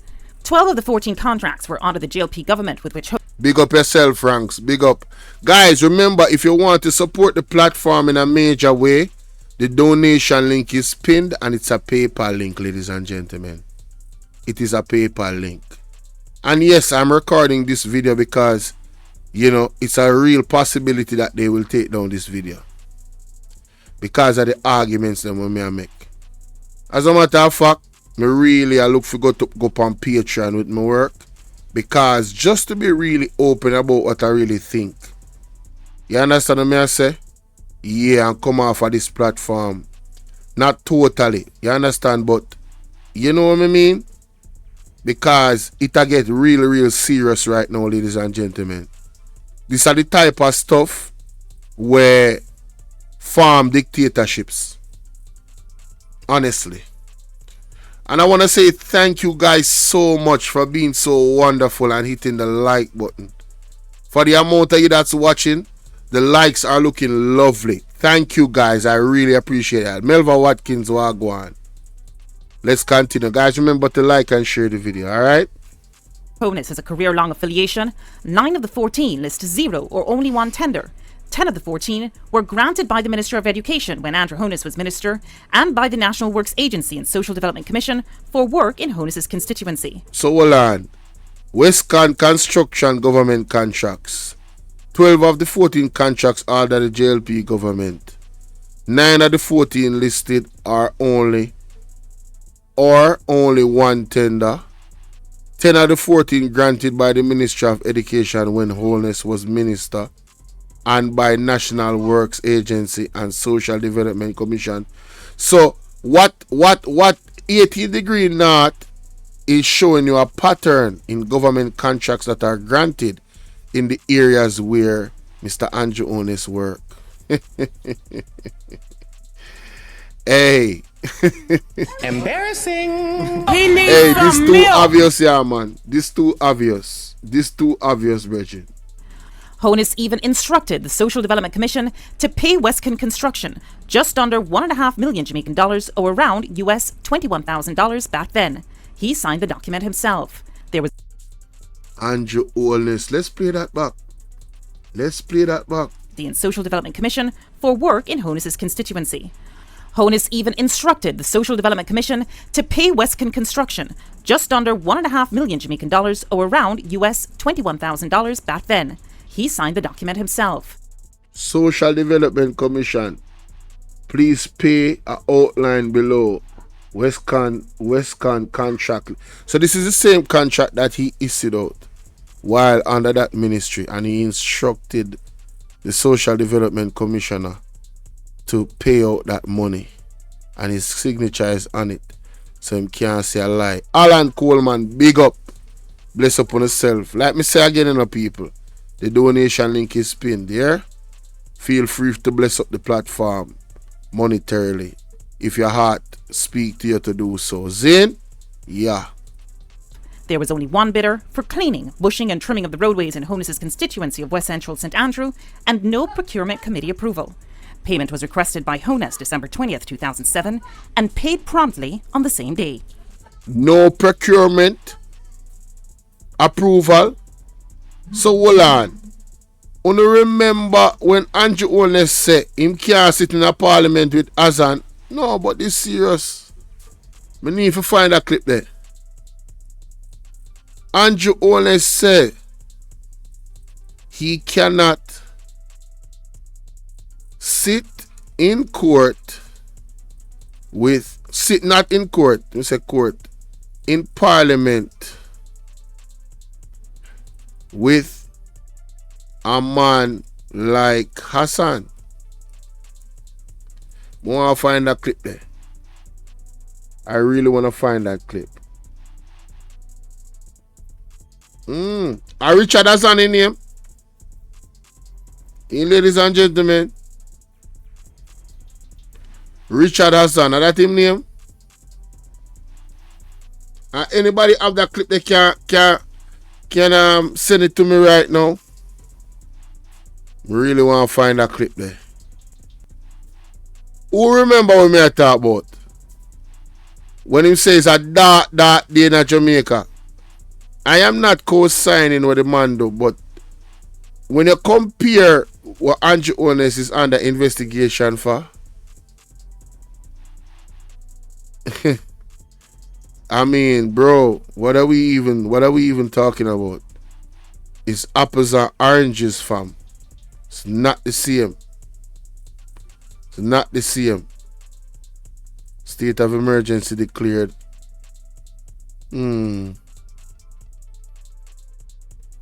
Let me see what them I say. Delroy, where I say? Paul Wednesday's blessing truth is continuous examining and the facts always supersedes belief. Bolo, keep up the good work. Much appreciated. UK shout out. Big up, big up, big up. Veronica said, he said it's a dark day, but no a blackout. Yo, me see at that mega time.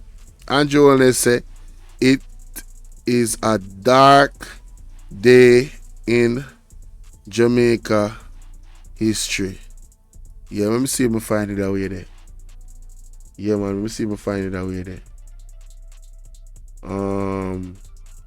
Lord God.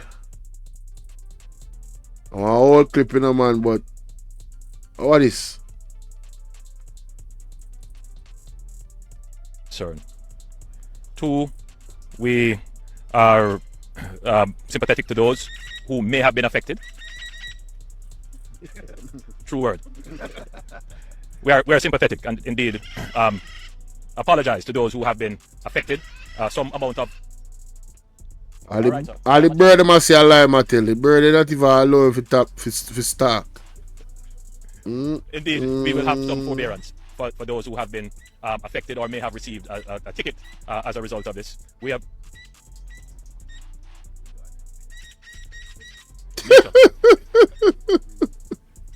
Good. The bird now make him talk. Yo. You're not hearing it. And I thought that the country was hearing this wonderful bird above me. It's a parrot. You sure? One of our protected species. Right. No. So as I was saying, we have taken note of the great concern expressed by the public regarding the child restraint clause in the new RTA. And we also take note that there are some persons who may have been inconvenienced. I gather that there was a movement afoot by some members in public transportation not to carry children, and that creates a situation of great unsafety. And for this reason, the ultimate objective of the Road Safety Act, and in this clause in particular, is to ensure that our children are safe. So if it is that this clause could potentially create a situation that is not safe for our children, then it gives the government, it behooves the government to take a second look at the clause, which is what we have decided to do. The police have already given notice to the public that they will exercise a higher level of discretion. Can't find this up, man. Sure, man. Me bex. It's in Honus's constituency of West Central St Andrew, and no procurement committee approval. Payment was requested by Honus December 20th, 2007. Big up prayer line in our place. Big up first time seen in the chat. Blessings, blessings, blessings. Respect. And paid promptly on the same day. So the contract where him give out, you know. You know, so the money come through fast. You see that? Who see that? I think it's because Richard Azan used his own. Oh, you to delete that message there? You know, me I go type in that, me I go look for it. When contacted in a general sense, the current Social Development Commission head, Dwayne Vernon, said, while not the norm, it is possible to have a request and payment on the same day, especially when there's a contract in place with stated payment dates. Vernon, who didn't address this contract specifically, also said, the SDC does not procure for constituencies. This is the prerogative of the MP and his or her project officer. Civil society activist Carol Narcisse says awarding of government contracts in Jamaica has been a long-standing cause for concern. When each side is in government, there are uncomfortable levels of awarding of contracts to persons who are either political supporters, campaign financiers, or other connected parties. We asked Honus whether he declared his relationship with Garvin while contracts were being awarded to Western Construction, but he didn't get back to us. We called Garvin, but he said he couldn't talk at the time, and he didn't answer our text message. When contacted, Garvin's partner in Western Construction, Donovan Simpson, he tried to distance himself from the inner workings of the company. I don't know where these projects. I don't know how much was collected. So you didn't benefit from these contracts, that's what you're saying? No. Even though his name is not on the filing, is Andrew Honus a part of this company? No, not to my knowledge. No, man, he's not a part of it. Do you know if Garvin is a friend of Andrew Honus? Yes, yeah, man, they are friends. They are very close. So from the two of us, our friends, it's what Andrew went in politics, you know. I met him at Seagal's office because Robert and Seagal were very close also. Okay. So the first time I saw Andrew is when Robert invited me to the Seagal's office in New Kingston. We searched but could find no record of Honus declaring his relationship with Robert Garvin or Donovan Simpson, and the Office of the Contractor General would only say that we should request an investigation, which we did. When asked in a general sense, and not about Honus specifically, Caroline Hay says these kinds of relationships should be declared. In the procurement rules and guidelines that I've read, there's been a concern about whether there is a connection either directly, meaning you have an interest in a company that's bidding for public assets and public benefit, or indirectly, meaning it's in the name of a wife, in the name of a girlfriend, in the name of a child, in the name of an associate. This is the duty of our staff and any other public officers and officials. Pause, come on, to see this, you know. That Procurement Act something there. Me need a book here. The Handbook for Public Sector Procurement Procedures. I need this book. I need to go over this. Because they're using the Procurement Act as a shield, in my opinion, to not openly disclose who owns this building that them are rent or lease. We're empty for how much money. They are using this Procurement Act to shield who them are deal with and who them are on these contracts, and it is ethically wrong. It is borderline criminal in my opinion, because the Jamaican public need to know where the hell them money a go and who it a go to and why them are rent and building were empty. Who is benefiting from that? And if your friend or your family member, you have to go to prison. You have to go prison. It says it is the duty of all staff and all other public officers and officials directly or indirectly involved in the procurement process, especially in the preparation of bidding documents, right?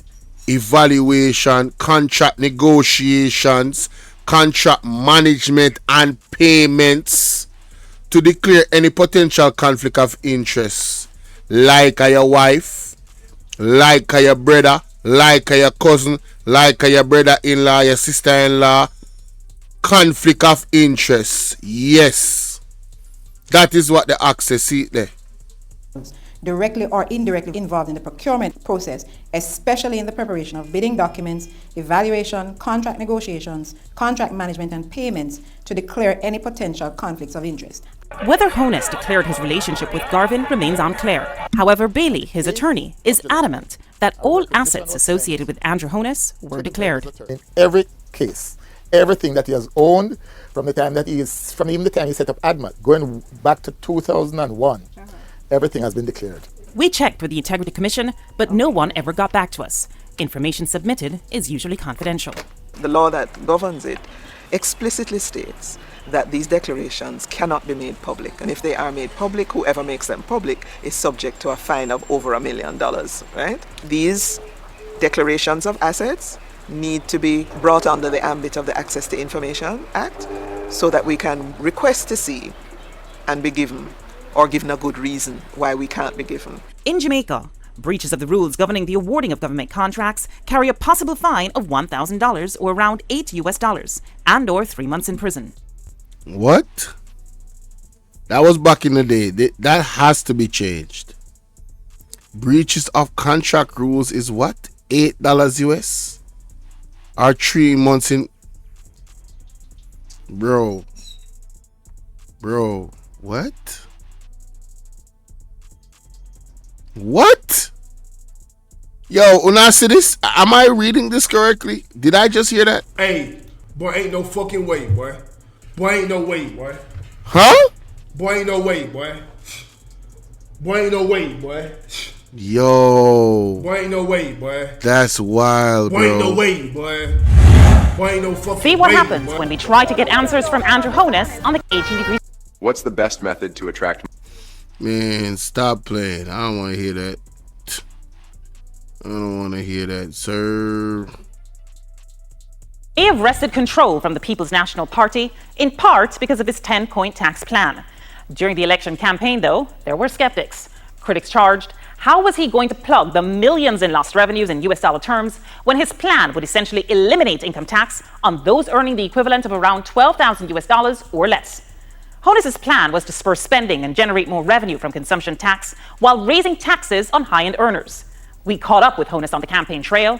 We asked him what else he had up his sleeve and why at the time was he listed as being behind on his property taxes.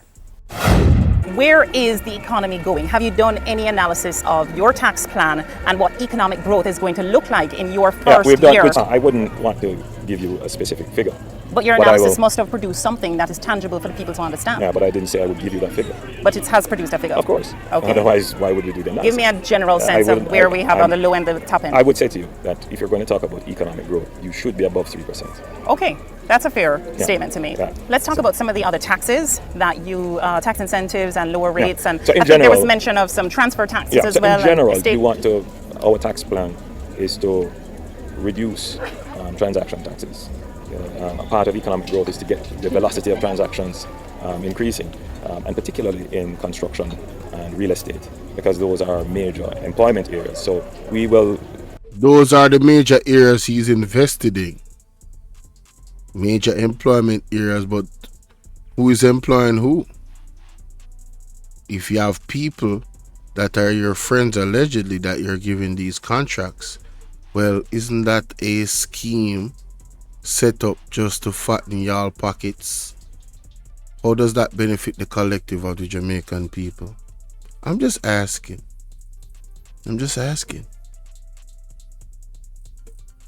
Bring to the levels which we had them before our transfer tax and stamp duties, and estate taxes as well. You seem to don't like taxes too much because absolutely. I'm a small government, free enterprise person. I believe that markets work best and taxes are distortionary. Okay. Is that why you didn't pay the property taxes on the home? No, my property taxes are paid. On the THS website, when we did the valuation numbers for your properties, the outstanding taxes are there? No, my taxes are paid. When we looked, there was... Hey, that one they catch him off guard, you know. May I tell us prayer line, that one they catch him off guard, him can't believe. So she dropped that one upon him subtly. But your taxes aren't paid on this property. Your Great House Boulevard property. Star. There was your property that's owned by ADMAT, which you say you're the sole director of. And then there's another property that we actually found under ADMAT as well, up at Bycliffe Close. All three were outstanding. And then we saw that at Wycliffe Close, taxes seem to have been outstanding since 2009. What about the other property though at Wycliffe Close? That I would have to check on. I mean, that's been there for a little while, so I'll have to check on. But I don't want to distract from the message. No, but you are the person that's saying that you don't necessarily love taxes, yeah? Yeah. And so you are the lead. You are a leader of this country, potentially the premier leader of this country come next week. And so I'm asking you the question: as a leader of a country, do you believe that your taxes should have been more up to date than the record reflects? What I'm saying to you, from my best recollection, I've paid my taxes. Now, if it is that they are outstanding, it's not an issue to pay them. Okay. I'm not hiding from taxes. But ADMAT is designed for you to avoid potential estate taxes and transfer taxes. No, it's designed for estate planning purposes. For estate planning purposes, that means basically that you avoid some sort of taxes. And I'm saying, does it look good for a leader of a country? I'm not clear that it's, when we set it up, it was never to avoid any kind of taxes. And it's not likely that I would be able to sell everything. It was set up merely as a way of holding assets. It's a holding company. That's it. But in any event, let's be clear. Any citizen of any country is permitted. It's not illegal to establish, and many persons have. No doubt. I'm not talking about the legality. I'm more talking about does it. You see how he went to the defensive and went straight to the legalities of it, because he realized that the optics of it doesn't sound good. Because the argument that the reporter was making, or the investigative reporter was making, I'm telling you, he understood what time it was. This man is the best at lying to your face without flinching. And that's why I wanted to show his face. Uriel Dharma. That's why I wanted to show his face, because I wanted to see those little nuances a lot of people don't pay attention to, but I do. Your facial expression, your body language, when you're telling a lie. Intuition, man, it's also necessary, guys. Don't just facts or evidence is great, Don't get me wrong, but you see intuition, tap into that. That is the connection to the source, and the source is connected to everything, all knowledge, even the stuff that people hide in the dark. It look good for a leader to be trying to set up their situation so that they avoid paying tax? No. Any company can, I think, avoid being in a situation. Look, my view on the matter is this: you should plan your estate and plan for taxes the best way possible. You just said a while ago that you don't see a sense where you would be able to sell everything. What's everything? What's everything? You mentioned two properties. There's Wycliffe Close, which is an open land right now. Look, we'll talk again. No, one thing I wanted to ask you about. You've gone. Hold on, Mr. Honey. Yeah, man. He thinks she has asked him too much, and she's going too deep in his personal business. He said, I noticed that face going down and down too. Mr. Honest, I must ask you a question. Can you give me a sense of who Robert Garvin is? He's the company secretary, but what's the issue? What's your relationship with him? Big up Jamish, big up Jamish. The part that the last, I can't pronounce that. Yeah, sorry. Veronica say, say one different level though. When you look on country, you look on devilish man. Yo, listen, I'm taking calls, man. I'm taking calls because this don't make no sense. Ladies and gentlemen, all that I've looked through, all of the evidence that I've looked through, I've come to the conclusion that, oh, wait a minute, I found the audio. Listen to this. Back in 2013, Andrew Holness, then leader of the opposition, was very clear about his stance on integrity and accountability in public office. He called for Richard Azan, a junior PNP minister, to step down after the Office of the Contractor General found Azan guilty of bypassing proper procedures. Azan had overseen the construction of 10 shops in a market for vendors in his constituency, but the way he went about it violated established rules. Holness declared that this undermined public trust and said it was a dark day for Jamaica. He was adamant that no minister should stay in office after being implicated in corruption. Fast forward to now, Holness finds himself in a similar position, but with the tables turned. The Integrity Commission's report on his financial affairs has raised questions about his own conduct, yet he's not showing the same eagerness to step down. It's ironic. He once held others to a high standard of accountability, but now, faced with his own controversy, he seems reluctant to follow his own principles. The PNP is naturally calling him out on this, saying that if he truly believes in the Holness principle of accountability, he should step aside just like he once demanded of Azan. But so far, Holness hasn't made any moves to resign, sparking criticism of double standards in leadership. It feels like a classic case of do as I say, not as I do, and it's raising eyebrows about how serious our leaders really are about transparency and accountability when it applies to them. Man, listen.